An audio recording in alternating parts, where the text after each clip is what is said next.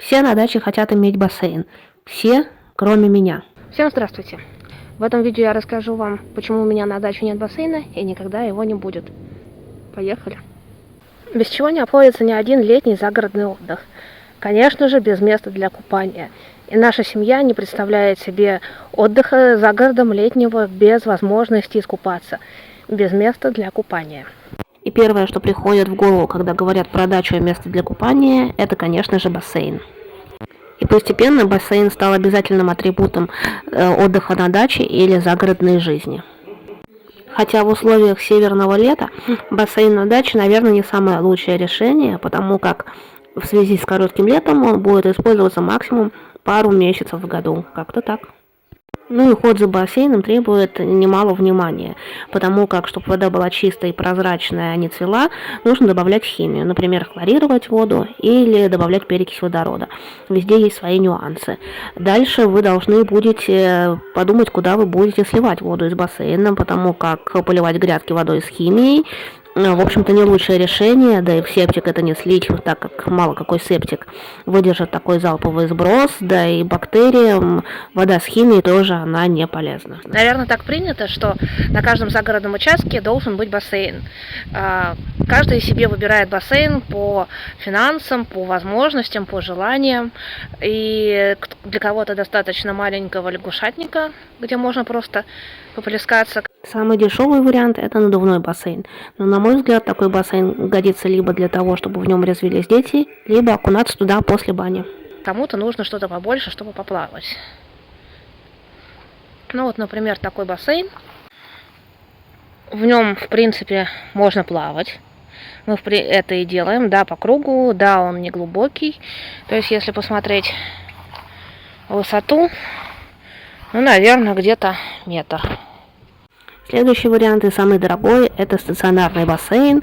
Его можно сделать любого размера, но и уход за ним будет намного сложнее, чем за надувным или каркасным бассейном. Ну и такой бассейн, конечно же, требует большого количества мест на участке. Не каждый участок в 6 соток позволяет разместить такой бассейн. Но каркасный бассейн можно заглубить в землю и получить некое подобие стационарного бассейна, что тоже, в принципе, неплохо. Бассейн необходим там, где нет возможности купаться в природных водоемах. Здесь у нас на даче есть речка, но она не располагает к купанию в себе, так скажем.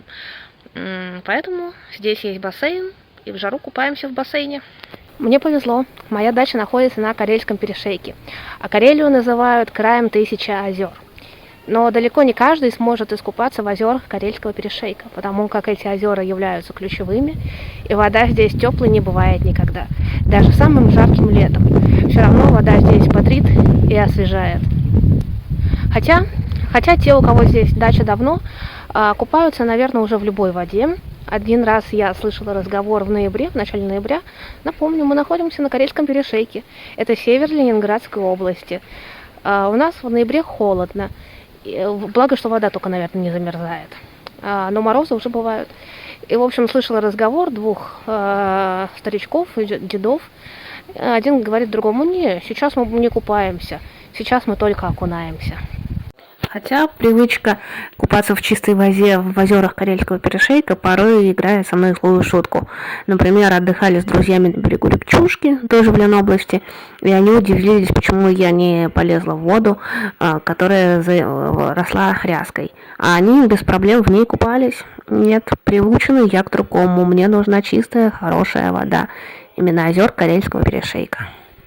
Вообще, мой самый любимый летний отдых – это на песчаном пляже около озера, когда вокруг горячий песок, воздух раскален настолько, что сосны, которые находятся кругом, выделяют фитонциды, и в воздухе пахнет хвоей.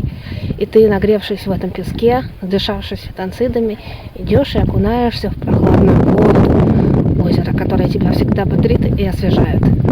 Лучше ничего, наверное, на свете нет. И ближайшее к моей даче озеро находится буквально в 5 минутах ходьбы. Вот поэтому мне не нужен бассейн, у меня всегда есть возможность сходить на озеро и искупаться. Неважно, когда это утро, вечер, после работы, перед работой, в любое время дня и ночи. Купаться в природном водоеме 1000 раз лучше, чем в бассейне, каким бы он ни был. Поэтому, когда вы выбираете себе участок для строительства дачи или загородного дома, обратите внимание на то, чтобы рядом был водоем, в котором можно было купаться. Обратите внимание на чистоту, экологичность того места, где вы берете себе участок. На самом деле это важно. А я благодарю вас за то, что досмотрели это видео до конца. Если понравилось, ставьте нравится, или оно было вам полезно. А я вам предлагаю вам посмотреть вот эти вот видео. В них тоже много интересного и полезного. И сейчас я с вами прощаюсь. До встречи в комментариях и следующих видео. Всем счастливо!